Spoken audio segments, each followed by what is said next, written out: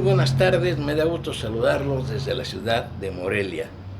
Yo no sé qué festejan, sobre todo los seguidores de Andrés Manuel López Obrador. ¿Qué ganó en realidad México con eso que llaman acuerdo? Yo lo pongo entre comillas.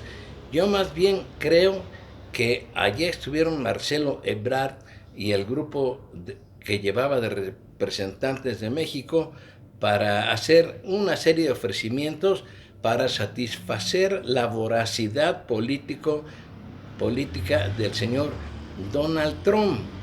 Eh, Mire, Donald Trump inclusive, si usted debía de saberlo, esta suspensión de la aplicación del arancel del 5% es algo muy transitorio, es por 45 días.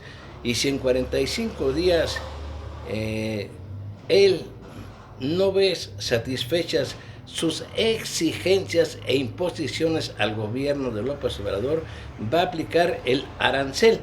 Pero algo más grave todavía, no cabe duda, ayer hizo declaraciones diciendo que si el Senado de la República de México no aprueba el pacto, se aplicará el arancel.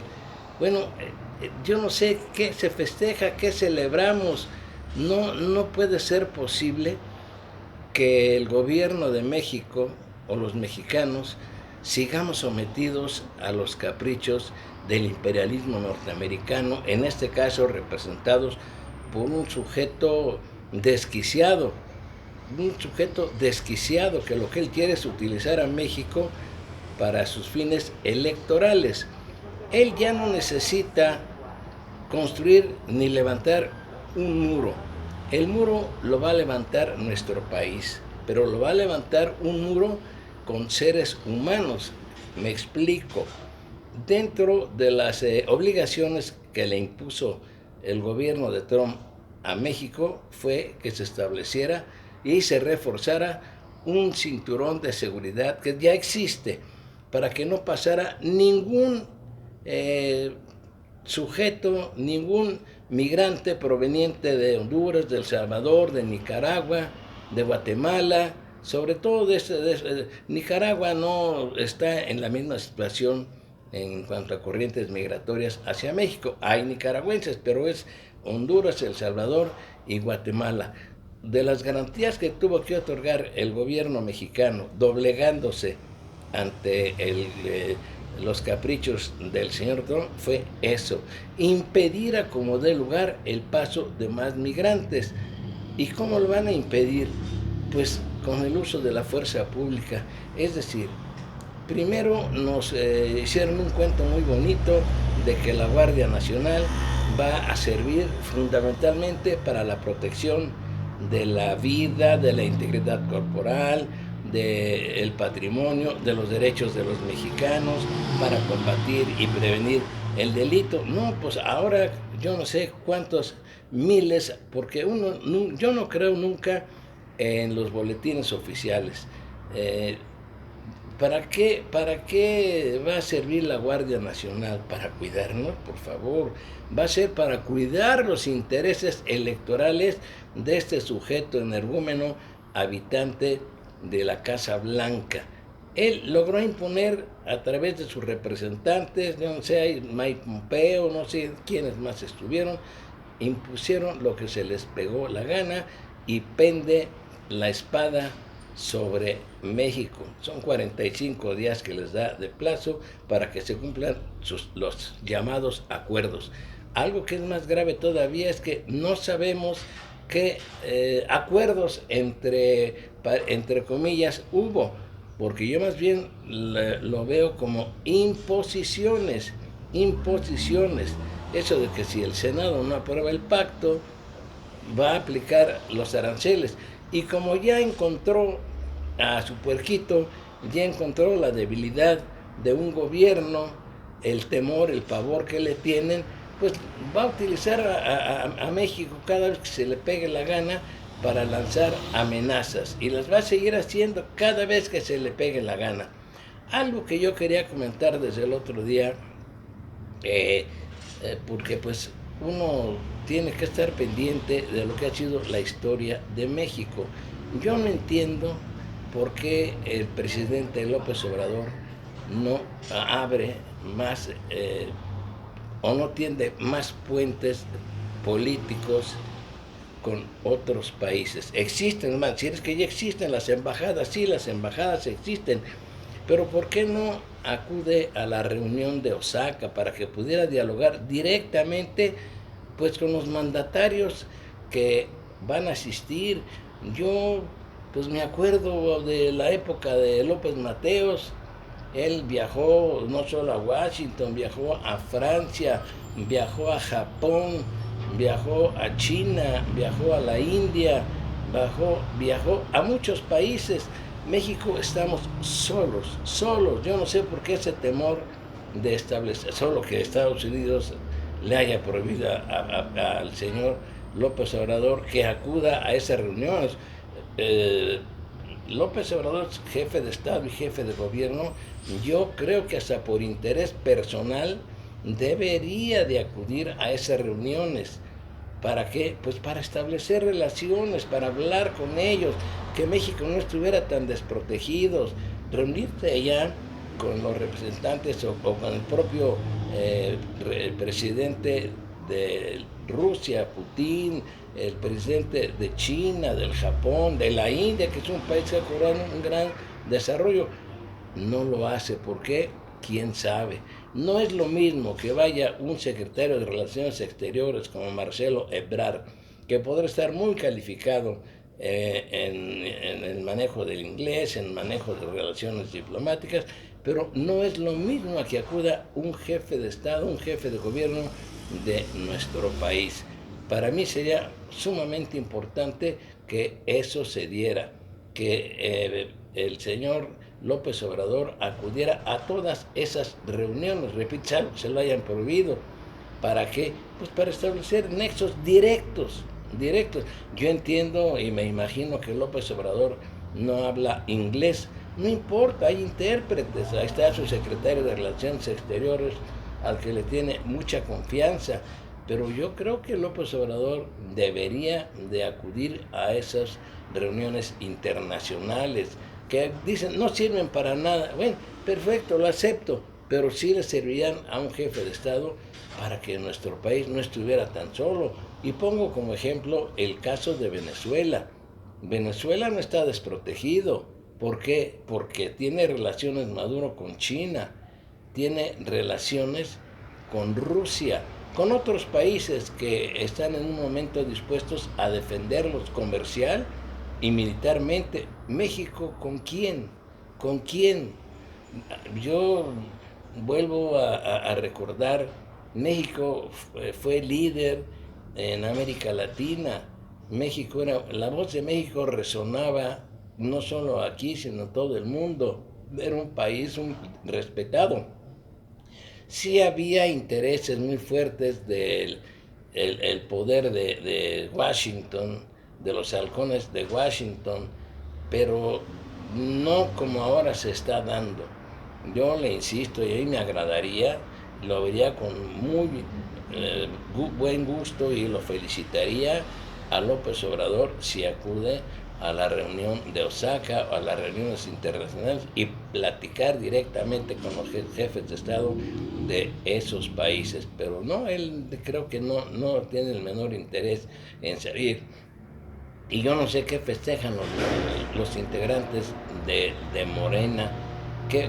Mire, en Estados Unidos y en Europa, la mayoría de los periódicos dicen, Estados Unidos, más bien, otros dicen, Trump doblega nuevamente al gobierno de México. No, y aquí hacen fiestas, hacen declaraciones triunfalistas. Si ya está amenazando tanto legisladores, integrantes de Morena, cuando hoy se publica en la jornada que aranceles si el Senado de México no aprueba el pacto. Después ya está lanzando una amenaza anticipada. ¿Y qué va a suceder? Pues que lo van a aprobar, porque sí le van a ordenar, apruébalo, pues si no, otra vez se nos van a echar encima y cada vez va a ser peor. Ya encontraron la debilidad de un gobernante, ya encontraron la debilidad del Estado mexicano. Yo no sé, cuando nos piden que haya unidad, pues yo con mucho gusto brindo la unidad, pero en torno a qué, a quién y para qué. Si esa unidad fuera para fortalecernos, qué bueno. Yo no digo que un presidente como el de México deba pelearse con el presidente de Estados Unidos. No, sería un error. Sería un error. Hay que tener prudencia, inteligencia, poder negociar, pero negociar en donde México no salga tan raspado, porque aquí pues seguiremos siendo el patio trasero, seguiremos siendo los receptores de esas corrientes migratorias. Yo no sé cómo le va a hacer el gobierno de López Obrador para darle de comer a tanta gente, porque Estados Unidos está diciendo que allá recientemente cruzaron la frontera más de 140,000 migrantes y que ya no va a permitir el pacto. México, ahora tú lo vas a hacer, ahora tú vas a hacer mi muro. Ya me evité la construcción y una inversión multimillonaria que me ha negado los legisladores, sobre todo una gran parte de republicanos y de demócratas, que no quieren que se construya ese muro. No, pero es un muro humano que está en México. En México va a estar el muro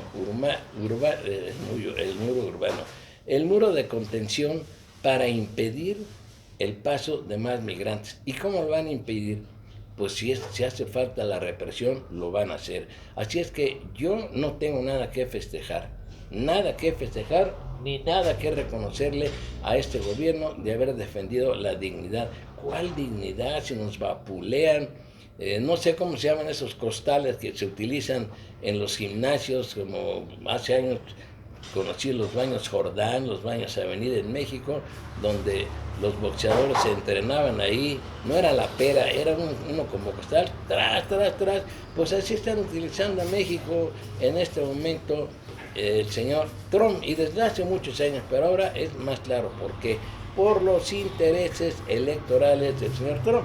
Y otra cosa que quiero agregar, que no mienta López Obrador, que no mienta Marcelo Ebrard, diciendo que nada tiene que ver el asunto de los aranceles con los aspectos migratorios. Pues si no soy idiota para no creer.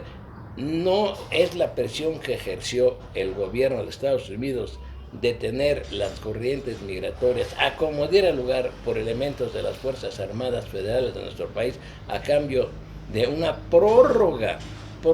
Esto no es definitivo. El señor Trump va a decidir si en 45 días sigue las corrientes migratorias pasando o no se cumplen con situaciones secretas que nosotros ignoramos, porque la verdad nunca nos la dicen. Es más fácil que llegue la información de allá, de los Estados Unidos o de medios de comunicación internacionales, que de los medios de aquí. Solo uno que otro editorialista que he leído en El Financiero, en Jornada, poco ahora, porque Jornada ya también como que cambió un poco su política editorial, y algo, el Universal, pues sí tiene 3, 4 críticos que hacen bien. Alguien tiene que decir la verdad, alguien tiene que orientar a la opinión pública y no convertirnos en solidarios de humillaciones, de conductas que doblegan a un gobierno débil ante los Estados Unidos. A pesar de aquí son más de 60 millones de seguidores los que tiene el señor López Obrador. Ya ve usted, se acaba de realizar una encuesta y más de un 70 y tantos % sigue apoyando a López Obrador. Yo le he dicho, yo lo apoyaré cuando vea y considere desde mi punto de vista, que puedo equivocarme, de que está haciendo las cosas bien para nuestro país, pero no para satisfacer nada más los intereses del energúmeno de la Casa Blanca. Y para terminar, con este asunto del joven Ronquillo, que fue secuestrado y posteriormente asesinado, una vez más aflora la falta de capacidad de las autoridades para actuar de inmediato en un tema tan grave como lo es el secuestro.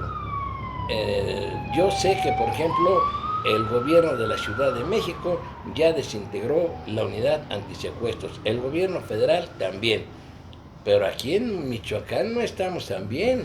En este momento he visto que hay más de 5 o 6 mujeres secuestradas. Yo no les digo desaparecidas, no son santos, no son santos, son seres humanos que han sido secuestrados.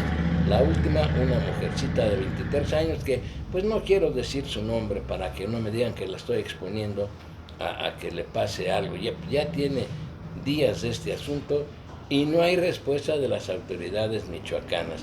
Tenemos también aquí un gobierno, la verdad, inepto.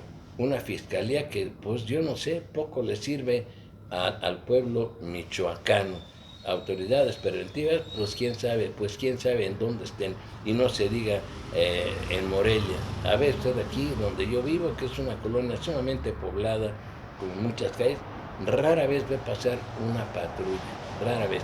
Y ya, como siempre, me despido de ustedes.